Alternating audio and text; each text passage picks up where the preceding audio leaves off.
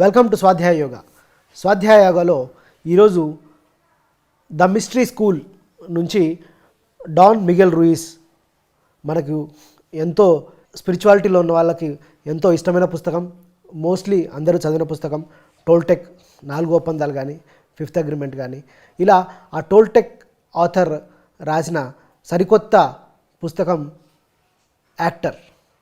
అసలు ఆయన యాక్టర్ అన్న పుస్తకం ఎందుకు రాశాడు, ఆ పుస్తకంలో ఏముంది, ఆ యాక్టర్కి స్పిరిచువాలిటీకి ఉన్న సంబంధం ఏంటి అన్న విశేషాలు ఈ స్వాధ్యాయ యోగా ఎపిసోడ్లో తెలుసుకునే ప్రయత్నం చేద్దాం. మనతో ఈరోజు స్వాధ్యాయ యోగాలో పంచుకోవడానికి శ్రీనివాస్ రెడ్డి గారు ఉన్నారు. శ్రీనివాస్ రెడ్డి గారి ద్వారా యాక్టర్ ఏంటి, యాక్టర్ అన్న పుస్తకాన్ని ఆ మిస్టరీ స్కూల్ నుంచి ఎందుకు బయటకు వచ్చింది, యాక్టర్కి స్పిరిచువాలిటీకి ఉన్న సంబంధం ఏంటి అన్నది ఈరోజు మనం విస్తారంగా తెలుసుకునే ప్రయత్నం చేద్దాం. నమస్తే అన్న. హాయ్, నమస్తే నవకాంత్. పేరే ఇంట్రెస్టింగ్ ఉంది పుస్తకం పేరు. ద యాక్టర్ అనే బుక్ ఈ 2021లో మనకు ఒక మంచి ఆరంభం. Okay, the actor by Don Miguel Ruiz and Barbara Emrys, how to live an authentic life అనే పుస్తకము అద్భుతంగా ఉంది నవకాంత్. ఓకే, సో యాక్టర్ అంటే ఈ టాల్టెక్ సిరీస్లో అన్ని పుస్తకాలలో ఇది one of the best book. అవునా? ఇది one of the best book. Okay, ఎందుకంటే చాలా ప్రాక్టికల్గా ఉంది నవకాంత్. ప్రాక్టికల్గా ఉంది. ఏంటి యాక్టర్ అంటే ఒక 3 ప్రశ్నలు వేస్తాడు ఈ బుక్లో. ఒక 3 విషయాలు, 3 ప్రశ్నలు ఎంత అద్భుతంగా ఉన్నాయంటే ప్రతి మనిషి కూడా ఈ 3 ప్రశ్నలు వేసుకుంటే ఒక అలైవ్నెస్, ఒక ఫ్రెష్నెస్ వస్తుంది. ఓకే, ఈ పుస్తకం చదివిన తర్వాత నాకు కూడా తెలియదు, ఫస్ట్ పాయింట్ అయితే నాకు కూడా ఎప్పుడు తెలియదు అది. ఈ పుస్తకంలో నేర్చుకునేది ఏంటి అంటే డాన్ మిగెల్ రూయిస్ గారు రాస్తారు, ప్రతి మానవుడు ఓకే నడక నేర్చుకునే ముందర, మాటలు నేర్చుకునే ముందరనే ఫస్ట్ యాక్టింగ్ నేర్చుకుంటాడు అన్నది. చిన్నప్పుడే, పుట్టకముందే ఫస్ట్ మనిషి ఏ హ్యూమన్ బీయింగ్ అయినా నేర్చుకునేది యాక్టింగ్. అందరు యాక్టర్లే. కానీ ఆ నిజమైన యాక్టింగ్ మర్చిపోయి ఆర్టిఫిషియల్ యాక్టింగ్ చేస్తాం భూమి మీద.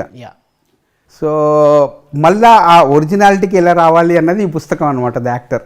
యాక్చువల్లీ వాట్ ఈజ్ యాక్టింగ్ అంటే ఏం చెప్తారు? యాక్టర్ అంటే ఏంటి అంటే అదే ఈ 3 పాయింట్లు. ఓకే, ఫస్ట్ది నిజంగా మనము లాంగ్వేజ్, భాష నేర్చుకునే ముందర యాక్టింగ్ నేర్చుకుంటున్నామా, భాష నేర్చుకున్న తర్వాత యాక్టింగ్ నేర్చుకుంటున్నామా అంటే నిజంగా మనం నెమరేసుకుంటే భాష రాకముందే యాక్టింగ్ నేర్చుకుంటాం అన్నది వాస్తవం. భాష రాకముందే యాక్టింగ్ నేర్చుకుంటాం, యాక్టింగ్ వచ్చిన తర్వాత భాష నేర్చుకుంటాం. కానీ మనకు రివర్స్గా ఎప్పుడు మనం ఏం పెట్టుకుంటామంటే అన్నీ నేర్చుకున్న తర్వాత యాక్టింగ్ నేర్చుకుంటున్నాము అన్నది వాస్తవం కాదు. ఓకే, అది మొట్టమొదటిది పాయింట్.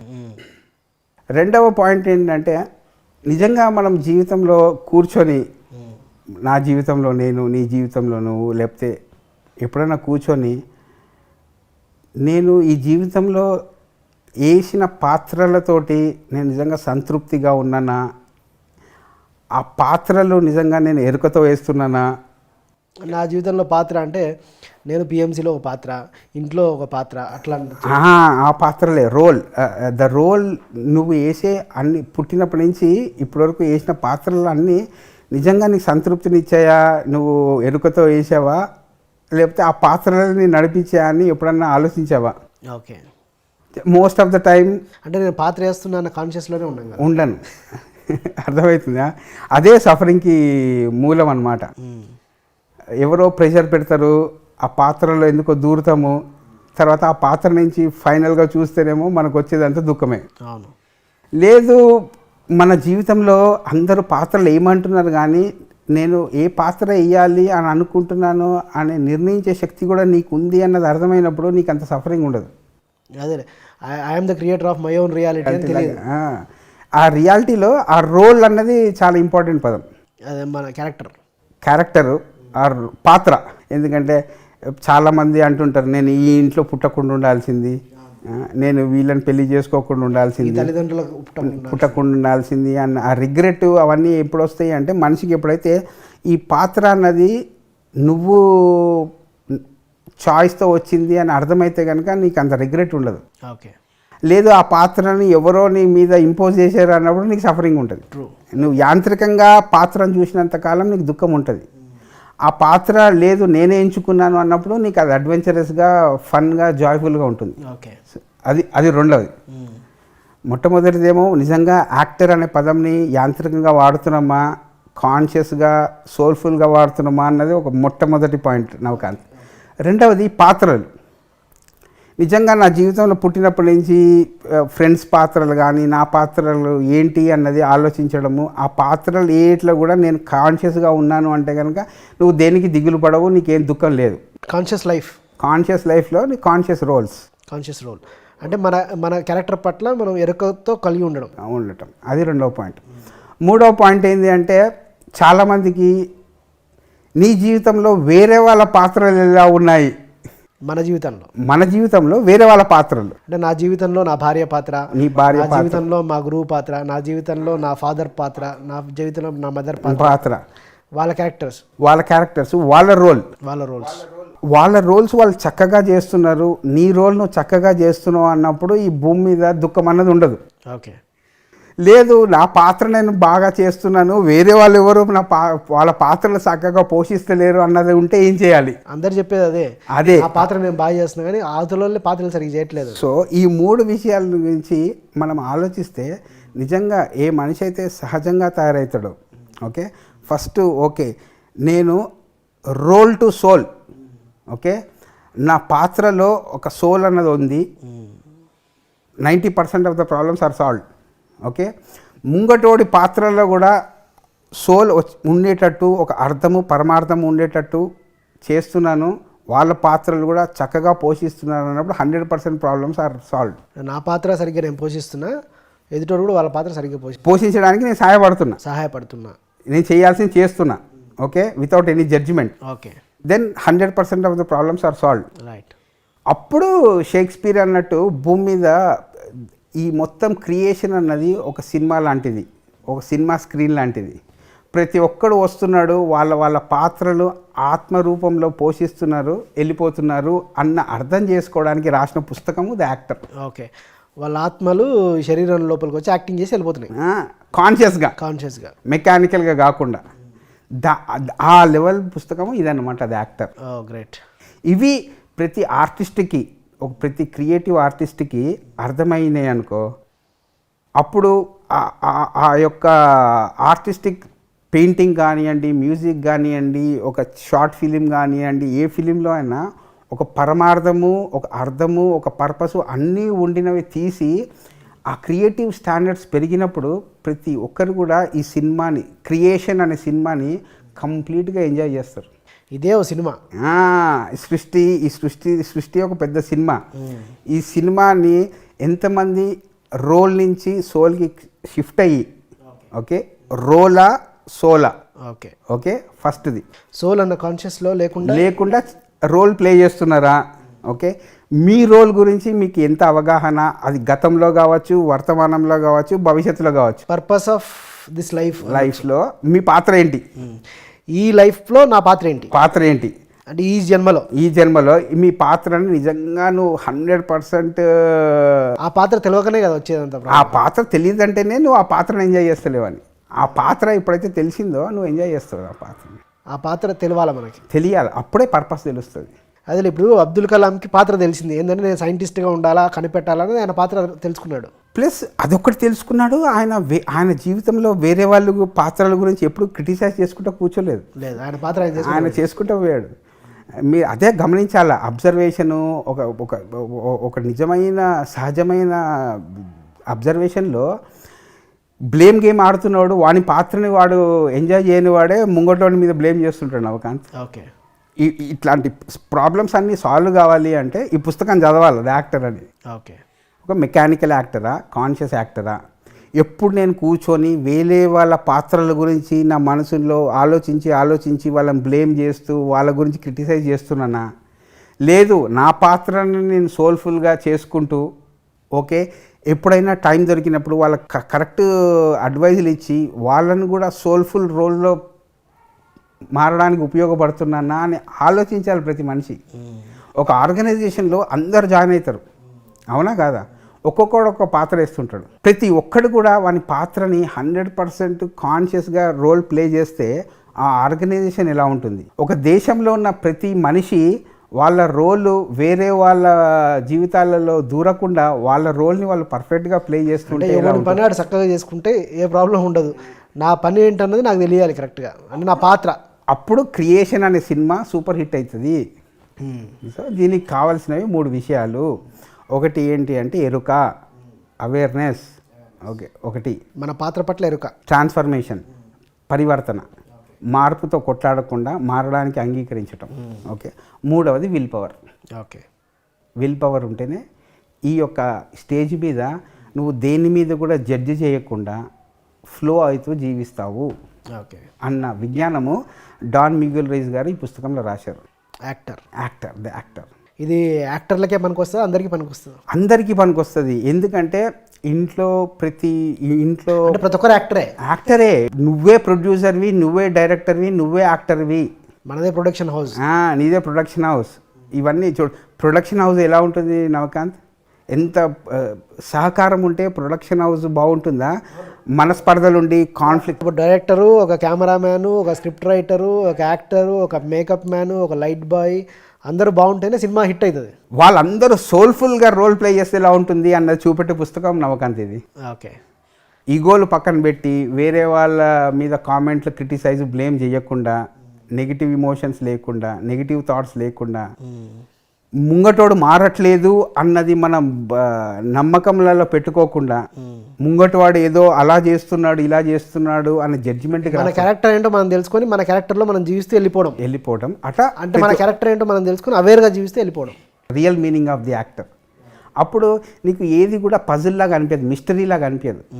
ఆ మిస్టరీ ఎందుకు అనిపిస్తుంది అంటే ముంగటోడు యాక్టింగ్ చేస్తున్నాడు, నేనేదో యాక్టింగ్ చేస్తలేను అన్న అపోహలో బతికేస్తున్నాం. ఓకే, ప్రతి ఒక్కరు కూడా యాక్టర్లే. ఆ యాక్టింగ్ మెకానికల్గా చేస్తున్నామా, సోల్ఫుల్గా చేస్తున్నామా అన్న ఆ తేడా తెలుసుకుంటే అందరు ఎప్పుడైతే ఆ సోల్ఫుల్ యాక్టర్స్ అవుతారో ఒక ఫ్యామిలీ కానీ, ఒక ఆర్గనైజేషన్ కానీ, ఒక స్టేట్ కానీ, ఒక దేశం కానీ, ఒక హ్యుమానిటీ కానీ ఒక మంచి 70 mm స్క్రీన్ మీద చూస్తున్న సినిమాలాగా ఉంటుంది. ఓకే, అల్టిమేట్గా we are all actors. We come play our roles and depart. Shakespeare చెప్పినది. ఆ వర్షన్ని డాన్ మిగెల్ రూయిస్ యొక్క 4 ఒప్పందాలతో కలిపి చెప్పిన పుస్తకము ది యాక్టర్ అనమాట. కానీ ఓవరాల్ ఎసెన్స్ ఏంటంటే be conscious about your acting అన్నది. Be conscious and choose your roles.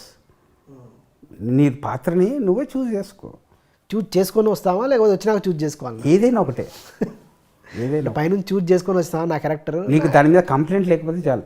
Okay, నువ్వు పైనుంచి చూజ్ చేసుకుంటావా, ఇక్కడ ఆ ఎరుకతో చూజ్ చేసుకుంటావా? నువ్వు ఎప్పుడైతే కనెక్ట్ అవుతావో నీకు ఆ ఎరుక వచ్చేస్తుంది. ఆ ఎరుకతో నువ్వు పైన ఇది 2 ఒకటే అని అర్థమైనప్పుడు నీకు ఆ సెపరేటిజం ఉండదు. 2 ఒకటే, ఓన్లీ ఒకటే. నువ్వు ఎరుకతో నీ పాత్రను పోషిస్తున్నావా, నీకు నచ్చకపోయినా ఆ పాత్రను పోషిస్తూ దుఃఖానికి లోనవుతున్నావా, కూర్చొని కొంచెం సేపు ధ్యానం. పాత్ర నచ్చలేదనుకో వేరే పాత్ర ఎవడు నేను ఏమంటాడు, వేరే క్యారెక్టర్. ఆ పాత్ర నీకు కంప్లీట్ సంతృప్తి ఇస్తున్నప్పుడు అదే నీ పాత్ర. ఏ పాత్ర అయితే ఇప్పుడు జాబ్ అంటే చాలామందికి ఇష్టం లేని జాబులు చేస్తుంటారు. అక్కడనే మనిషి విభజించబడ్డాడు అనమాట. కాన్ఫ్లిక్ట్ ఉంటుంది అనమాట. ఆ కాన్ఫ్లిక్ట్ ఉండాలన్నా, యూనిటీ ఉండాలన్నా నీ లోపల. ఒక అమితాబ్ బచ్చన్, ఒక కమల్ హాసన్, ఒక ఎన్టీ రామారావు, ఒక నాగేశ్వరరావు ఏదైనా పాత్రలో దూరినప్పుడు వాళ్ళు పర్ఫార్మెన్స్ చేసేసి బయటకు వచ్చి వాళ్ళలాగా జీవిస్తారు. అవును. ఏ మనిషి అయితే తన మీద తనకు పట్టులేదో ఒక పాత్రలో దూరిన తర్వాత దాని నుంచి బయటికి రావడానికి చాలా సంఘర్షణ ఉంటుంది. బయటకు వచ్చి కూడా అదే అట్లా బిహేవ్ చేస్తారు. ఆ సంఘర్షణ అది డ్రామా ఆర్ట్, ఇది పర్ఫార్మెన్స్ ఆర్ట్. లైఫ్ అన్నది పర్ఫార్మెన్స్ బాగా చేస్తూ ఉంటే ఏ మనిషి అయినా ఎదుగుతాడు అని చెప్పేది ఆర్టిస్టిక్ ఫీల్డ్. సినిమాలో ఎట్లయితే బాగా పర్ఫార్మెన్స్ చేస్తే ఎదుగుతారో మరి రియల్ లైఫ్లో కూడా అట్లనే పర్ఫార్మెన్స్ చేయాలి. మన ఓన్ క్యారెక్టర్ తెలుసుకొని ఆ క్యారెక్టర్లో యాక్టింగ్లో మన పర్ఫార్మెన్స్ చేయాలంటారు. ఎందుకంటే ఆర్టిస్ట్ అనేవాడు ఈ సమాజంలో ఉండే చైతన్యం యొక్క ప్రతిబింబం. ఓకే, ఈ సమాజంలో అందరు యాంత్రికంగా ఉంటే మన ఆర్టిస్ట్ కూడా వాళ్ళ దగ్గర కామన్గా చూసిందే ప్రతిబింబిస్తూ ఉంటాడు. ఓకే, ఎప్పుడైతే ఈ సాంఘిక చైతన్యము ఆధ్యాత్మిక వైపు మారుతూ ఉంటుందో, నేచర్ వైపు మారుతుంటుందో, ఈ ఆర్టిస్టిక్ ఫిలిమ్స్ కానీ మ్యూజిక్ కానీ వాటిలో కూడా మార్పు జరుగుతాయి. ఎందుకంటే ఈ ఆర్టిస్ట్ అన్నవాడు ఈజ్ ఎ ప్రతిబింబము of the common thing of society. Okay, మీరు ఏది చూస్తారు, మీరు ఏది దేన్ని పోషిస్తారు అన్న దాని మీద ఆధారపడి ఉంటుంది ఒక ఆర్టిస్ట్. కరెక్టే, ఎట్లాంటి సినిమాలు చూస్తారో డైరెక్టర్ అట్లాంటి సినిమాలే తీస్తాడు. ఇప్పుడు పాతకాలం సినిమాలు ఇప్పుడు తీస్తే ఇట్టుగా సోల్ఫుల్గా ఉన్నవి ఆర్టిస్టిక్లు తయారు చేయడానికి రాసిన పుస్తకం అన్నమాట. ఇప్పుడు వచ్చే సినిమాలు బాగుంటున్నాయి. అంటే ఈ మధ్యకాలంలో వచ్చిన సినిమాలు కొంచెం స్పిరిచువల్గా, కొంచెం అంటే అన్నట్టు ఉండాలి, ఎంజాయ్ చేయాలి, లైఫ్ అంటే ఇంతే అన్నట్టుగా సినిమాలు వస్తున్నాయి ఇప్పుడు. అదే కాదు, ఆడియన్స్ ఒక 300 మంది ఆడియన్స్లో కూర్చొని చూస్తూ ఉంటారు. ఒక్కొక్కడు వన్ లెవెల్లో తీసుకుంటాడు సినిమాని. ఒక డైరెక్టర్, ఒక ప్రొడ్యూసర్, ఒక యాక్టరు ఎంత పర్ఫార్మెన్స్ ఇస్తే ప్రతి ఒక్కరి హృదయానికి, వాళ్ళ మనసుకి, వాళ్ళ ఆత్మకి కనెక్ట్ అయ్యే అంత పర్ఫార్మెన్స్ ఉంటే ఆ సినిమా హిట్ అవుతుందా ఫ్లాప్ అవుతుందా? హిట్ అవుతుంది. హిట్ అయినప్పుడు అందరు బాగుంటారా కాదా? అందరు బాగుంటారు. అంత ఇంపాక్ట్ చూపెట్టాలి అంటే నిజంగా మనం అంత పాత్ర పోషిస్తున్నామా అని ప్రతి మనిషి కూడా కూర్చొని ఆలోచించాలి. ఓకే, ఓన్లీ ఎన్టీఆర్ బాగా యాక్టింగ్ చేస్తున్నాడు, అల్లు అర్జున్ బాగా యాక్టింగ్ చేస్తున్నాను కాదు, మనం మన జీవితంలో ఇచ్చిన క్యారెక్టర్ని బాగా యాక్టింగ్ చేస్తున్నావా లేదా, కాన్షియస్గా సోల్ఫుల్గా చేస్తే ఎంజాయ్ చేస్తూ you will grow, you will naturally grow. ఎందుకంటే ఏ మనిషి కూడా జనరల్గా వాడు పాత్ర పోషిస్తలేడు, వాడు నాకు సహకారం చేస్తలేడు కాబట్టి నాకు సక్సెస్ లేదు అన్నది పెద్ద ఈ న్యూ ఏజ్ కంప్లైంట్. కలిసి పనిచేయడానికి ముంగటో గురించి హిపోక్రేటో ఏమో నాకు సంబంధం లేదు, నా పాత్ర నేను పోషిస్తున్నాను అన్నది ఈ సంవత్సరానికి ఇప్పుడు ఉన్న ఆర్గనైజేషనల్ ఫ్యామిలీ సిస్టమ్స్లో అత్యవసరమైన అవగాహన. ఆ అత్యవసరమైన అవగాహన ఈ పుస్తకంలో కనపడింది కాబట్టి నేను చెప్తున్నాను. Right, thank you. ఎందుకంటే ఎక్కడ చూసినా కానీ వాడు ఇలా ఉన్నాడు, ఇలా ఉన్నాడు అని అంటారు, కానీ మన పాత్రని మనం కనుక కరెక్ట్గా పోషిద్దామన్నది ఎంత ఇంకిందా అన్నదానికి ఒక ప్రయత్నం అయితే మొదలైంది ఈ పుస్తకంతో, ఒక సీడ్ రూపంలో. సో ఇది నిజంగా ఒక విస్తరించాలని ఆశతో మనం ఈ పుస్తకాన్ని స్వాధ్యాయ యోగాలో ఈరోజు డిస్కస్ చేస్తున్నాం. The actor, how to live an authentic life by Don Miguel Ruiz and Barbara Emrys. తప్పకుండా చదవండి ఈ పుస్తకం. Right, thank you very much Srinivas Reddy గారు. మీరందరూ తప్పకుండా మనందరం చదవాల్సిన పుస్తకం ద యాక్టర్ పుస్తకం. అంటే యాక్టర్ అంటే ఏదో నాగేశ్వరరావు, ఎన్టీఆర్, మహేష్ బాబు కాదు, మనందరం యాక్టర్లమే. మన క్యారెక్టర్లు మనం అద్భుతంగా పోషించాలి, ఆనందభరితంగా పోషించాలి, కాన్షియస్గా పోషిస్తే మన క్యారెక్టర్ పండుతుంది అని చెప్పి ఈ పుస్తకంలో రాసింది. కాబట్టి మీరందరూ అద్భుతమైన యాక్టర్లు అవ్వాలని, అద్భుతంగా జీవించాలని, మీ యాక్టింగ్, అందరి యాక్టింగ్ ఫుల్ఫిల్ అవ్వాలని శ్రీనివాస్ రెడ్డి గారు ఇప్పటిదాకా మనతో ఎంతో అద్భుతంగా ద యాక్టర్ అన్న పుస్తకం గురించి చెప్పారు. కాబట్టి మనందరం తప్పకుండా చదవాల్సిన పుస్తకం ద యాక్టర్.